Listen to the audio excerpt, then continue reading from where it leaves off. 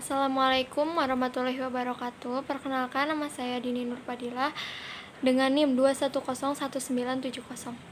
Saya akan menjelaskan tentang pengertian belajar, faktor pendorong belajar, dan faktor yang mempengaruhi belajar.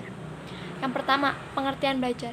Belajar adalah perubahan yang relatif permanen dalam perilaku atau potensi perilaku sebagai hasil dari pengalaman atau latihan yang diperkuat. Belajar merupakan akibat adanya interaksi antara stimulus dan respon. Seseorang dianggap telah belajar sesuatu jika dapat menunjukkan perubahan perilakunya. Sekarang faktor pendorong untuk belajar. 1. Yaitu minat. Minat belajar seseorang akan semakin tinggi bila disertai minat, baik yang bersifat internal ataupun eksternal. Yang kedua yaitu bahan pembelajaran. Bahan pembelajaran yang menarik minat siswa akan sering dipelajari oleh siswa yang bersangkutan. Yang ketiga yaitu sikap guru. Guru harus peka terhadap situasi kelas. Ia harus mengetahui dan memperhatikan akan metode-metode yang mengajar cocok dan sesuai dengan tingkatan kecerdasan para siswanya. Artinya, guru harus memahami kebutuhan perkembangan jiwa siswanya. Yang keempat yaitu teman pergaulan. Melalui pergaulan, seseorang akan dapat terpengaruhi arah minat belajarnya oleh teman-temannya, khususnya teman akrabnya. Yang kelima yaitu cita-cita. Cita-cita dapat dikatakan sebagai perwujudan dari minat belajar seseorang dalam prospek kehidupan di masa yang akan mendatang. Yang keenam yaitu lingkungan. Lingkungan sangat berperan dalam pertumbuhan dan perkembangan anak. Lingkungan adalah keluarga yang mengasuh dan membesarkan anak, sekolah, tempat mendidik, masyarakat, tempat bergaul, juga tempat bermain sehari-hari. Yang ketujuh yaitu keluarga. Proses perkembangan minat belajar diperlukan dukungan, perhatian, dan bimbingan dari keluarga, khususnya orang tua. Yang kedelapan yaitu media massa. Minat belajar halayak dapat terarah pada apa yang mereka lihat, didengar, atau diperoleh dari media massa. Yang kesembilan yaitu fasilitas. Fasilitas yang mendukung upaya pendidikan lengkap tersedia, maka timbul minat belajar anak untuk menambah wawasannya. Tetapi apabila fasilitas yang ada justru menangkis minat belajar pendidikannya. Sekarang faktor yang mempengaruhi belajar, yaitu ada faktor internal siswa yang mencangkup aspek fisiologis dan aspek psikologis. Yang kedua yaitu faktor eksternal siswa mencangkup lingkungan sosial dan lingkungan non-sosial.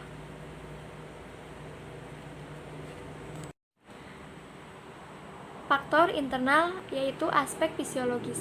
Kondisi umum jasmani dan tonus atau tegangan otot yang memandai tingkat kebugaran organ-organ tubuh dan sendi-sendinya dapat mempengaruhi semangat, intensitas siswa dalam mengikuti pelajaran.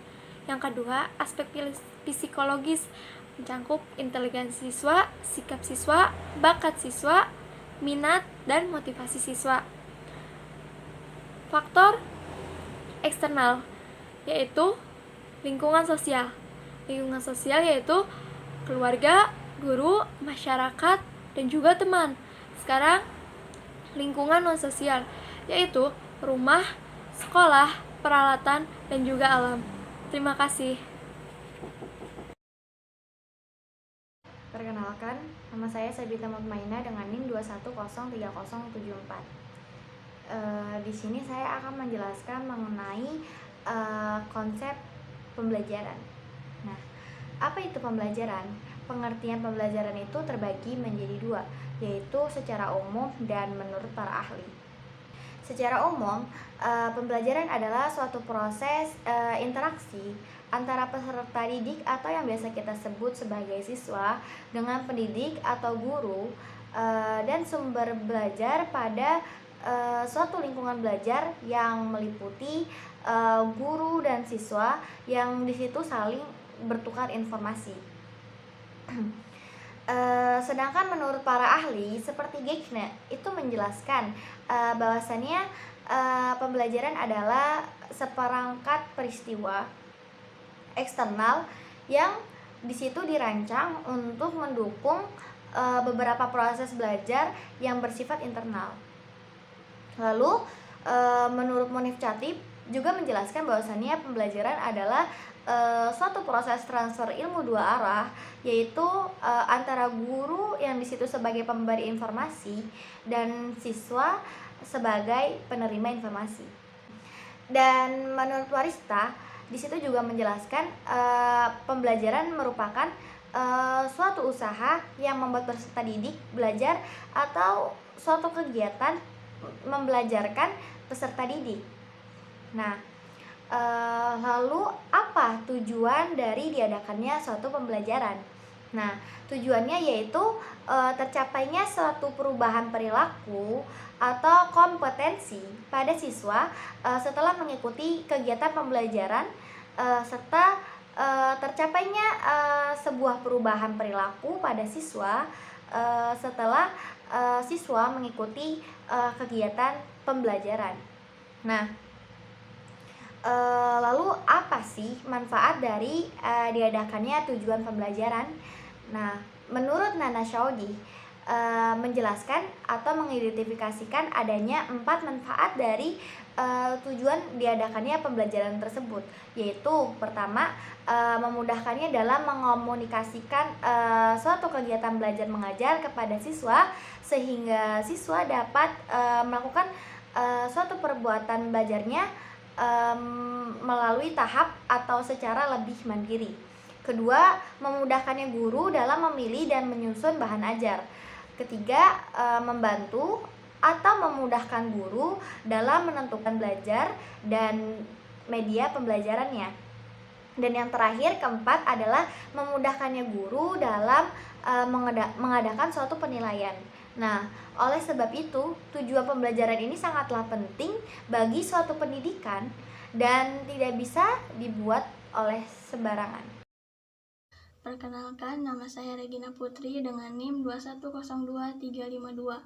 Pada kesempatan kali ini, saya akan memaparkan tentang macam-macam teori pembelajaran serta penerapannya. Yang pertama ada teori behavioristik, di mana teori ini mengedepankan perubahan tingkah laku peserta didik sebagai hasil proses pembelajaran. Terjadinya perubahan tingkah laku diakibatkan oleh adanya interaksi antara stimulus dan respon. Pada teori ini berorientasi kepada tingkah laku yang baik.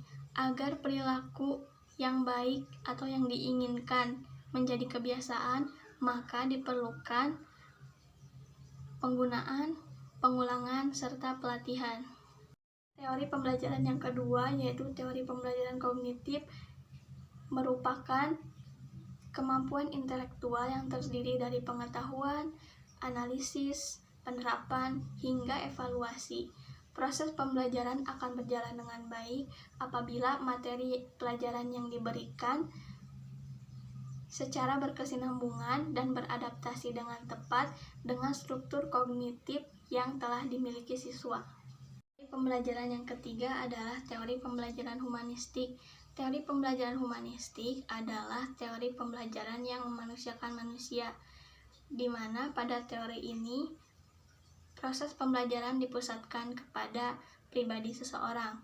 Proses pembelajaran dianggap berhasil ketika seorang pelajar dapat memahami lingkungannya serta dapat memahami dirinya sendiri dan berusaha untuk mencapai aktualisasi diri dengan sebaik-baiknya. Pada teori ini mengambil sudut pandang dari pelaku belajar, bukan dari pengamat. Pembelajaran yang keempat adalah teori pembelajaran konstruktivisme. Teori ini bersifat generatif, yaitu tindakan mencipta sesuatu makna dari apa yang telah dipelajari. Pada teori ini dipercaya bahwa siswa mampu menyelesaikan masalahnya sendiri, mampu menghadapi tantangan apa yang dihadapi melalui pengetahuan serta kemampuan berpikir dan pengalamannya. Teori pembelajaran yang kelima yaitu teori pembelajaran sibernetik, di mana teori ini merupakan relatif teori yang baru dibandingkan dengan teori-teori yang lainnya. Perkembangan teori ini sejalan dengan berkembangnya teknologi dan ilmu informasi. Pendapat lain mengenai teori ini adalah bahwa tidak ada satupun proses pembelajaran yang cocok digunakan dalam segala situasi dan semua siswa, sebab proses pembelajaran sangat ditentukan oleh sistem informasi.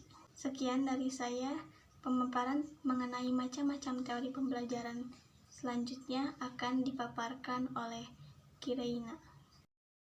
Selanjutnya yaitu pemaparan teori belajar Gestalt. Pemaparan teori ini menjelaskan bahwa kita belajar menggunakan insight. Apa itu insight? Insight adalah pemahaman terhadap hubungan antar bagian di dalam suatu situasi permasalahan. Insight juga berarti wawasan.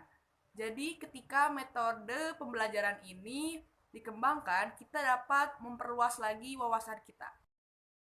Yang berikutnya yaitu kecerdasan ganda. Kecerdasan ganda ini ketika seseorang memperlakukan atau menggunakan otak kanan dan otak kirinya secara bersamaan agar suatu permasalahan bisa diselesaikan dengan cara berpikir kritis dan dengan metode yang sekreatif mungkin. Yang berikutnya yaitu pemaparan teori belajar sosial.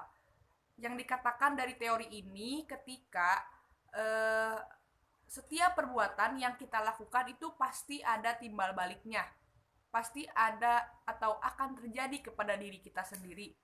Dan itu pun berpengaruh terhadap lingkungan kita, bagaimana kita menyikapi apapun yang terjadi di lingkungan kita. Yang berikutnya ada teori Van Hill. Teori ini menjelaskan bahwa pembelajaran itu dari matematika, khususnya materi geometri. Teori ini juga tidak begitu disukai oleh beberapa kalangan sebab membuat jenuh dan membosankan dan kadang begitu rumit menyelesaikan permasalahan di dalam teori tersebut. Yang terakhir yaitu teori revolusi sosial kultural.